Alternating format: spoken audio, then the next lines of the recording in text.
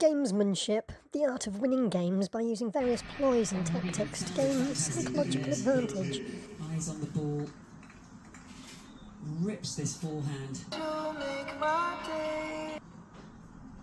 would have felt amazing. The negotiations were primarily exercises in propaganda and gamesmanship. Sadly, sometimes watching tennis does look a bit like a negotiation with a friend as to who's going to win today, who wants it most.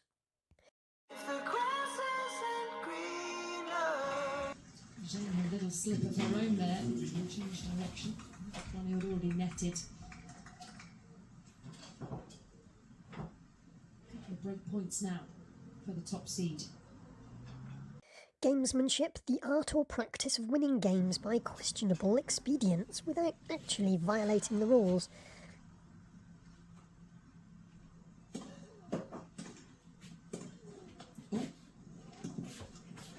She slipped again. And she went like that, Jane. Doesn't like having things out of her control. Oh, she's shaking her head. I wonder if she's just asked if she can change her shoes. Sorry. Yeah, she's going to change her shoes.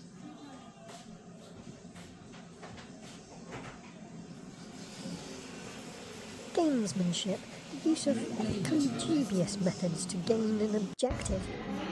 There is, of course, a blur between the lines of gamesmanship and cheating.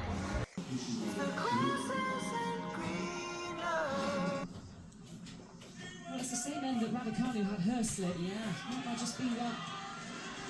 It's the way the grass is disintegrating at that end of the court. Taking the orthotics out of the other shoes, just to put those in the new ones. But there's nothing worse than when you've slipped and it gets into your head and you feel like you can't push off from the surface and it actually affects everything. It's not earning her many friends in the crowd. Skullduggery, jiggery-pokery, chicanery, artifice, subterfuge, Delay. while Raducanu facing break point.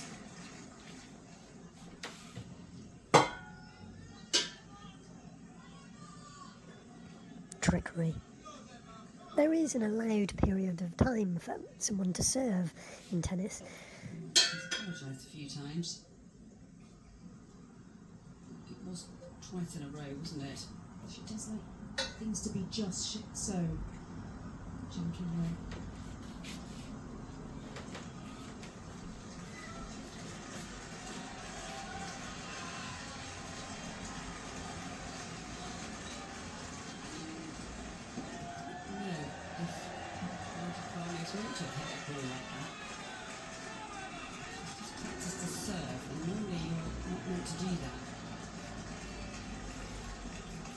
Booze run out for the Olympic champion.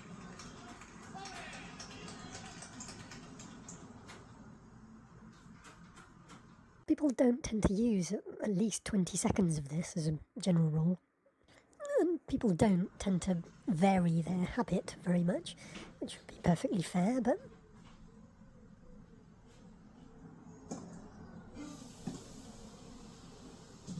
Pace out of that one again.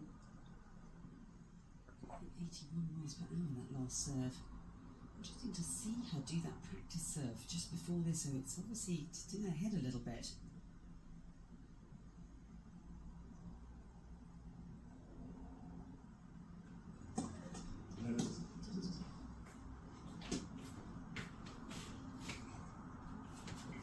but taking time out in the middle of the game that you've decided on yourself to change your shoes.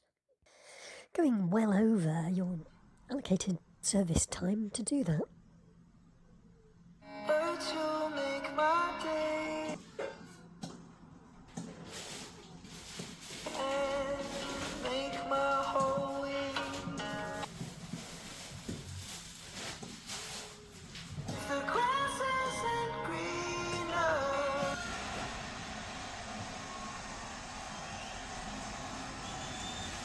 Well, that was very heavy mental strength there, wasn't it? Really coped with that pressure extremely well.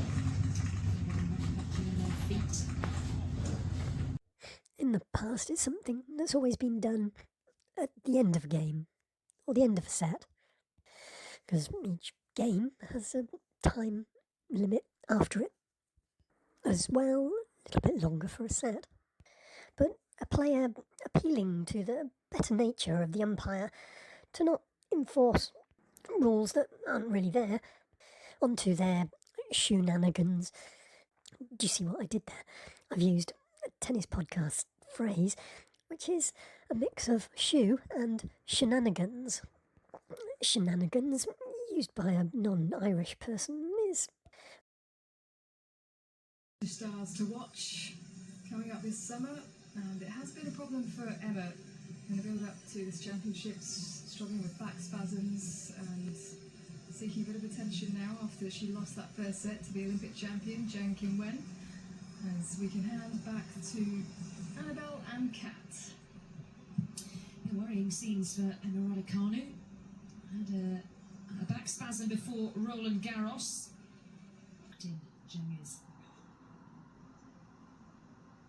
A little bit of cultural appropriation for the use of a Chinese person's changing their shoes mid-game because they've got a little bit dirty.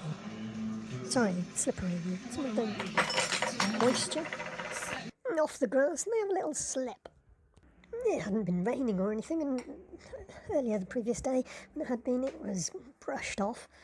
It's just grass being grass. Throughout the grass season, grass will be grass, and Britain is central to that grass season. Stuttgart's quite good, mind.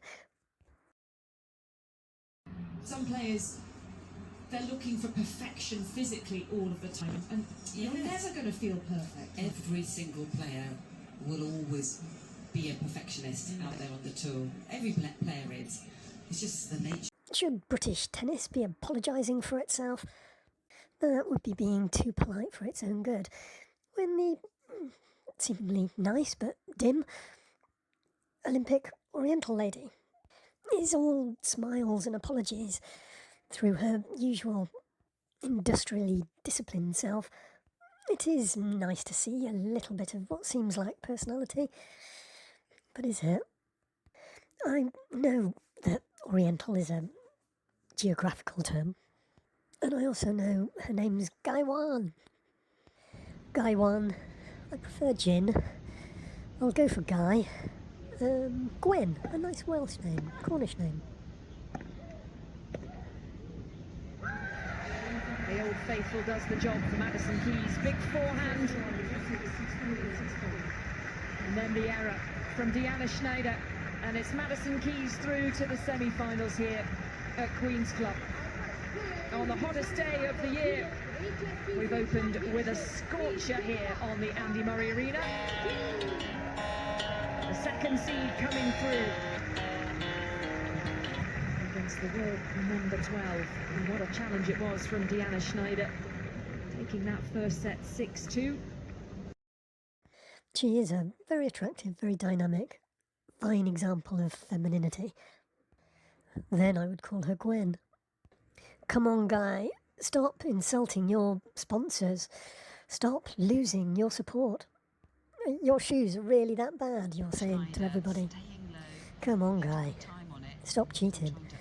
That's sort of what I'd use that one. Disciplined with this, dropping the racket head, brushing up the back. You can see a little bit more control and height. If the grass isn't greener.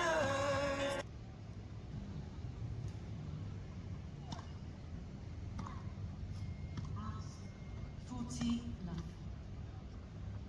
Come on, Jin. Send the American home.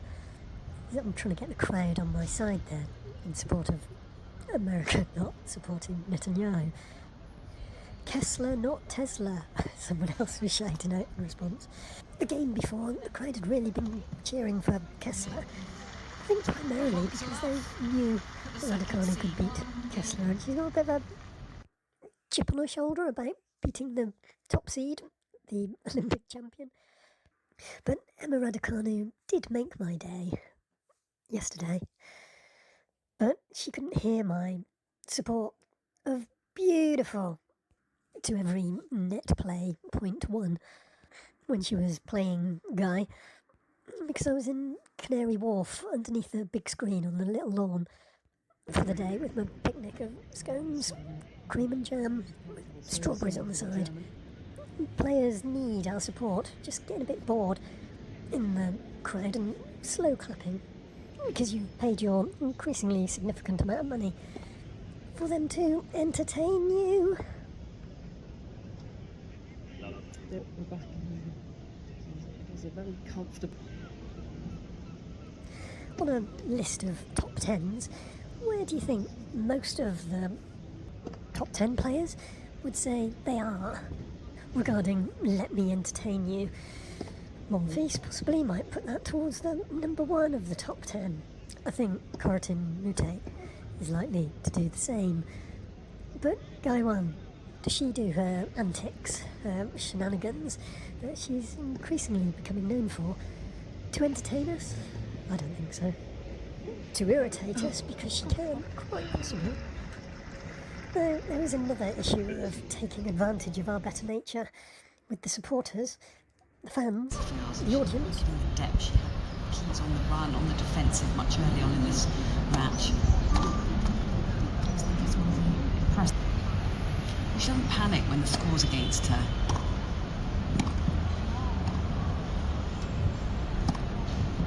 Just look how hard Schneider's having to work. Really unpredictable and dangerous. You know, you can get this run of unforced errors and you think he's getting on top of her, and then suddenly she just smack winners left, right and centre. Really have a lot of control over what's happening. Staying more or less in your allocated seat, it's always an issue. So many empty seats, you can pop down half a dozen aisles. The seats that we had this time, I'd have been in Emma Raducanu's box, I tell you. But the Chinese in the audience, they were completely mobile seats. Yes, sure, they perhaps got them last minute, not as good as they'd like, and took the opportunity because there are the empty seats. Why get moved on time and time again? Probably to make it sound like she had more supporters dispersed amongst the crowd than she actually did. Does anyone begrudge people coming all the way down to the front at the end of the match to perhaps try and get a signature or anything? No, I think that's quite normal. All along the side of the court at the end, 20-something Chinese women by age. I'd say Chinese because they spoke Chinese, but I'd assume that they were British.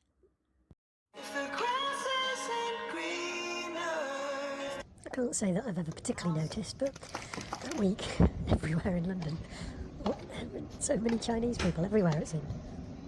Taking advantage of someone's better nature, trying to gain a bit of good luck from them. A lot of sports people are superstitious. Watching something on a big screen, you see little tells. Like an actor not overacting. When the camera person, not me, the camera person of the LTA or BBC, focuses on Dan Murray trying to get into the Queen's Club lounge to have a chat to someone, I'm sure. He is the partner of the person that the stadium is, the Andy Murray Arena is named after.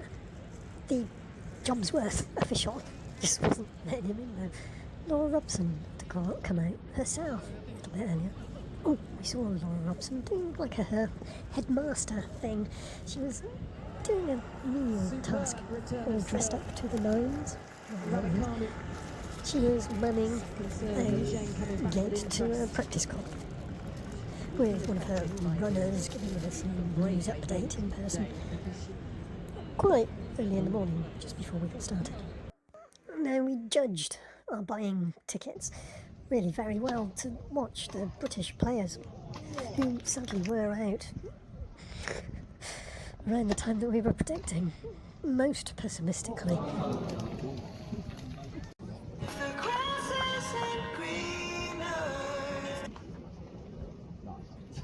What we hadn't anticipated was that Mute, who is so entertaining to watch in the variety of shots that he uses, though quite recently he seems to be trying to play a different type of game, and his Shoe-nanigans, his antics, not those passion antics, His clever antics don't seem unfair. They seem silly and playful and fun a lot of the time. Flat, deep to the baseline. Finishing that third. They sometimes seem to be gaining an advantage for the opponent, but mostly it just seems like a cry for attention. Attention-seeking surely benefits his sponsors. The number 69 in the world doesn't really tend to get as much attention as he does. I don't think anyone would ever call Qinwen, the Olympic champion, a clown, or a petit cochon, a little piggy. But while I am definitely still a fan of Qinwen, I just find her serve particularly visually appealing. I find her serve quite sexy, almost like watching timed rock climbing. It is really very sexy. If there was such thing as speed yoga, it would be sexy in a similar type of way. She doesn't need the gamesmanship nonsense, and it just makes her look like a bit of a pig. Not a big pig. That would be some of the Americans in the audience. And she clearly doesn't need the sponsors. Nike, is it? I'm not sure Nike need her endorsement, as dubious as it is. You'd almost expect Qinwen to be as serious as a Cold War Russian shot putter. I don't think she is getting something for nothing. Getting something over on someone is perhaps her idea of fun. Who breaks up in the second set? It's nice to see her being cute, appealing and smiling and to the umpire to get her own way. But even when she's doing that, she does come across as pig shit thick. As Raducanu herself says, she's been totally dedicated to tennis and hasn't really had the education that Emma has had. This does come across in Qinwen's mannerisms and tells. She just comes across as thick and only can do one thing. What is that? Serve, I think. Yes, she can return. I'm not even sure that you can describe her as an intelligent player in her game play. The Chinese love their pork. Well, don't we all? Can't trust anyone that doesn't eat pork. They are so misguided. Life without bacon. 30. If the grass isn't greener.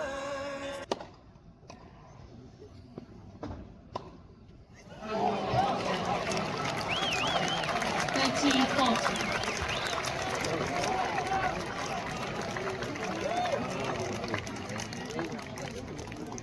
But you make my day.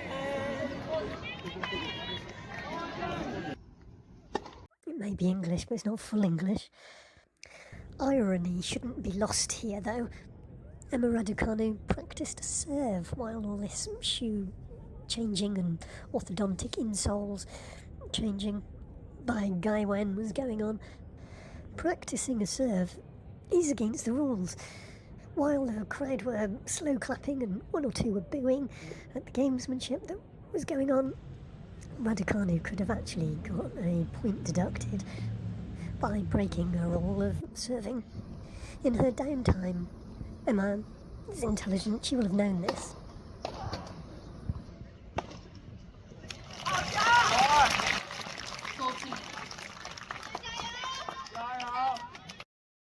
It was her little way of saying Qinwen is cheating. She should be given a warning. And tempting the institution, that is the LTA, to give her a warning. A little gamble, really. Emma, you've got her worried. Qinwen had a lot of double faults and serving errors. She is infallible. That is her subtle little sign, the highest point of her game, that she is flappable. Our favourite players can need our engagement, our intelligent engagement in the game at certain junctures. Others, they just need to concentrate.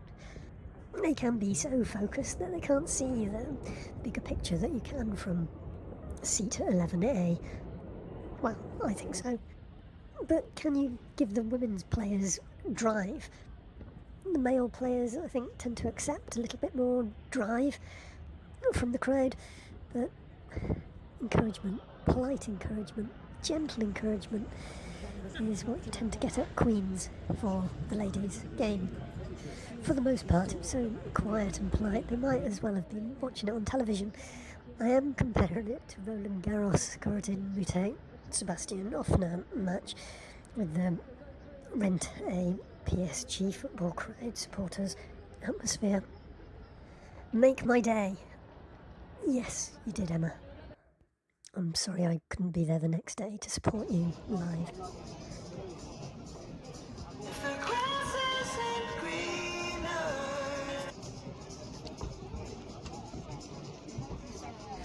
Long live Raducanu. That was a nice touch.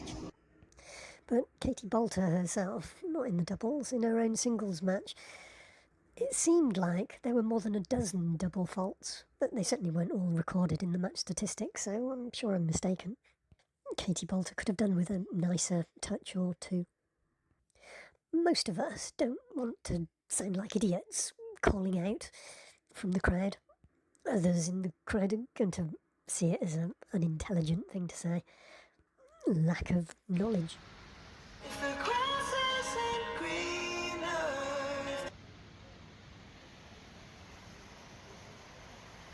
But you make my day end. I myself was a little bit confused because I could have sworn that I saw in the live coverage Guy One trying to change from grass court pimply-nipply soled shoes into all court rope pattern or structured shoes for hard court tarmac.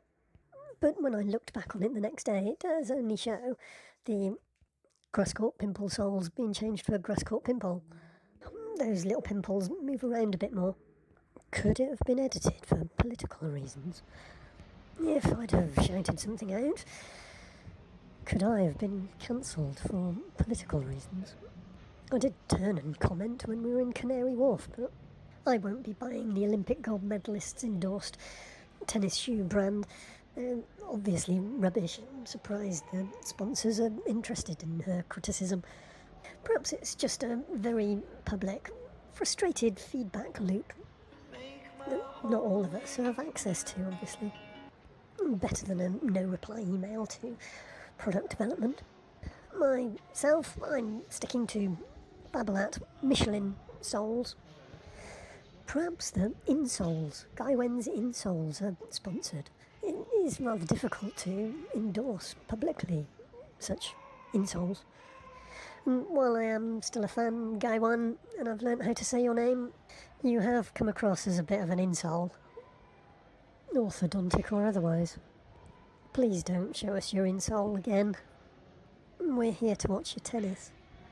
It's all the far cry from the old days of the grunting as you hit the ball being considered as gamesmanship. Showing your insole. If I got that wrong, is orthodontic teeth. Orthotic. Okay, you can forgive me that one, can you, crowd? Orthopedic. Blushing with embarrassment because I shouted that out in the crowd, as well as the sun. I do think shouting out insoles could quite likely get you removed from the crowd. Though the stewardess that had probably been responsible for asking me to move was very nice. Proper posh West London local. Had something of the mature ball girl about her.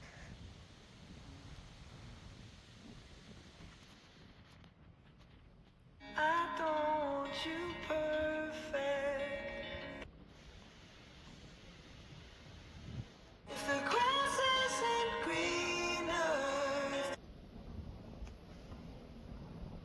But you make my day end. Make my whole week.